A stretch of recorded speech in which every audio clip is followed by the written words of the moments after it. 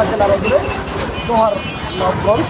আপনারা দেখতে পাচ্ছেন যে আমরা এখন উপস্থিত হয়েছি আগলা ইউনিয়নের তিতুরপুর বাজারে। আপনারা দেখতে পাচ্ছেন যে শহীদ প্রেসিডেন্ট জিয়াউর রহমানের আদর্শে করা সৈনিকরা, যারা দীর্ঘ 17টি বছর অবহেলিত ছিল, স্বৈরাচারী আওয়ামী লীগ সরকারের হামলা মামলার শিকার হয়ে তারা রাজপথে নামতে পারে নাই। তো আমরা দেখেছি ঢাকার শহরে যখন এই বিএনপি জাতীয়তাবাদী দল যখনই জনসভা ডেকেছে, তখনই তাদেরকে আমরা রাজপথে দেখেছি। নয়াপল্টন, কাকরাইল, সম্পূর্ণ স্থানেই তাদেরকে দেখা গেছে। আজকে আমরা এখানে যারা রয়েছে আমরা দেখতে পাচ্ছি যে জিয়াউল হক জিয়া সাহেব, যিনি এই আগলা ইউনিয়নের সাধারণ সম্পাদক বিএনপির। আমরা একটু কথা বলতে চাচ্ছি জিয়াউর রহমান জিয়া সাহেবের কাছে যে আসলে বিগত 17 বছর পরে আজকে এই দেশ স্বাধীন হওয়ার পরে আসলে আপনাদের অনুভূতি কী, বা আপনারা দেশবাসীকে কী বলবেন? আসসালামু আলাইকুম। বিসমিল্লাহির রহমানির রহিম। আসলে এখানে আমাদের সাথে উপস্থিত আছেন যুবদলের সাবেক সভাপতি স্বপন চৌধুরী, সাবেক নমুজ থানা ছাত্র দলের সাধারণ সম্পাদক ইমরান হোসেন এবং যুবনেতা নমুজ থানার দুর্জয় মাহমুদ সোহেল। আসলে বিগত 17 বছর আমরা বিভিন্ন হামলা মামলা জুলুমের শিকার হয়েছি।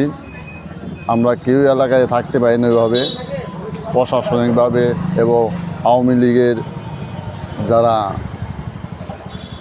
এখানকার নেতৃবৃন্দ ছিল তারা বিভিন্ন জুলুম অত্যাচার চালিয়েছে।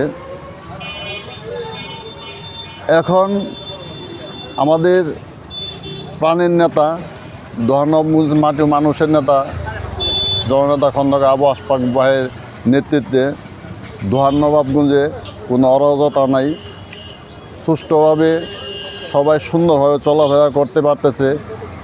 মারামারি হাঙ্গামা কোনো কিছু এখন নাই। এগুলি টোটালি আমাদের নেতা খন্দকার আবু আশফাক কন্ট্রোলে রেখেছেন। আমরা তার সহযোগিতায় আমরা প্রত্যেকটা ওয়ার্ডে, প্রত্যেকটা ইউনিয়নে আমরা সেই শান্তি বজায় রাখার জন্য চেষ্টা করতেছি। মাঝে মাঝে আওয়ামী লীগের কিছু দুষ্কৃতকারীরা একটা অরাজকতা সৃষ্টি করতে চাচ্ছে, কিন্তু সেটা আমরা প্রতিহত করার চেষ্টা করি। আর আওয়ামী লীগের পেতাত্তারা আর আমাদের যথেষ্ট, আমাদের টিকিটপুর যে কালিমপুর তদন্ত কেন্দ্র আছে, আমাদের অফিসার ইনচার্জ ফয়সাল সাহেব, তিনিও আমাদের সর্বাধিক সহযোগিতা করছেন। সর্বোপরি এলাকায় মোটামুটি এখন পরিপূর্ণভাবে শান্তি বিরাজমান আছে। তবে আমার প্রশ্ন হলো যে দীর্ঘ 17টি বছর পরে দেশনেত্রী বেগম খালেদা জিয়া 3বারের প্রধানমন্ত্রী, এইটা আসলে একটা তার যোগ্যতা প্রমাণ করে। তিনি যে একজন দেশপ্রেমিক এবং তিনি এত কিছু হওয়ার পর কিন্তু যদি চাইতেন বিদেশ চলে যাওয়ার জন্য, তাকে অফার দেওয়া হচ্ছে, কিন্তু তিনি যায় না দেশকে ভালোবেসে, দেশের মানুষকে ভালোবেসে সে আমাদের ছেড়ে যায় নাই, যে যার কারণে তার এই সম্মানটা প্রাপ্য ছিল। সে আমাদের গণতন্ত্রের মা। আমি দেশবাসীর কাছে আশা করি সবাই যেন তার জন্য দোয়া করেন, তিনি যেন দীর্ঘজীবন এবং পরবর্তীতে তিনি যেন আমাদের প্রধানমন্ত্রী হতে পারেন, এই দোয়া দেশবাসীকে চাইব।